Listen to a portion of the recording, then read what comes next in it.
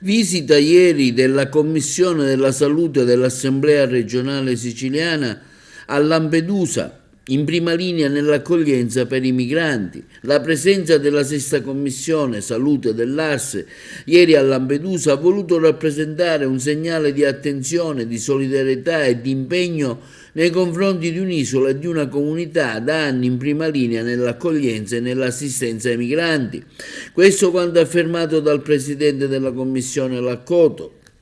Il sopralluogo all'hotspot, che attualmente ospita 680 persone a fronte di una capienza di 389, è stata un'esperienza umana significativa e toccante, durante la quale abbiamo avuto modo di interloquire con addetti, assistenti sociali, medici e forze dell'ordine.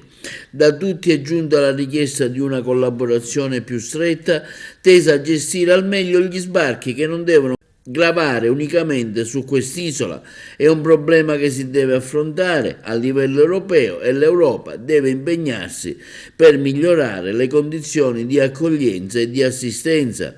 La Commissione ha incontrato anche il municipio, il sindaco di Lampedusa Mannino, ha effettuato un sopralluogo al poliambulatorio diretto dal dottore D'Arca, nel quale ne è stata apprezzata la qualità del servizio e la professionalità degli operatori. Quindi si raccoglie la richiesta di dotare la struttura di una TAC ad alta risoluzione al fine di evitare i viaggi fuori dall'isola. In questa direzione si è ottenuto delle rassicurazioni da parte del commissario dell'ASP 6 di Palermo, Daniela Faraoni, che ha illustrato una progettualità rivolta con i fondi del PNR a integrare la zona diagnostica del poliambulatorio di Lampedusa con strumenti innovativi.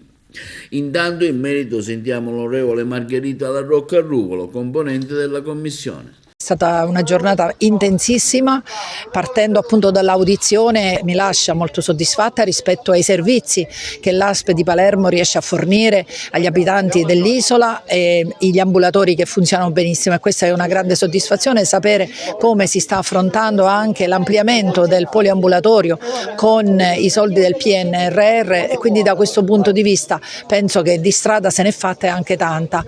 Certo, venire ora qui all'hotspot è un colpo allo stomaco, perché vedere questo sovraccarico di uomini, donne e bambini in un contesto fatiscente, sporco,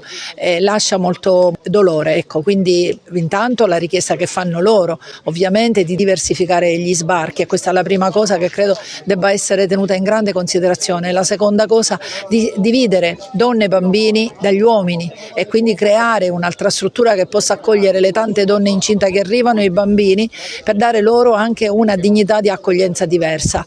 Di lavoro se ne fa, e io vedo le forze dell'ordine che vanno ringraziate per la dedizione, però vedo anche una gestione di sporcizia, di abbandono, e questo ovviamente francamente è una cosa che non si può assolutamente tollerare. La politica può fare tanto, intanto dobbiamo a livello ministeriale secondo me insistere ancora di più perché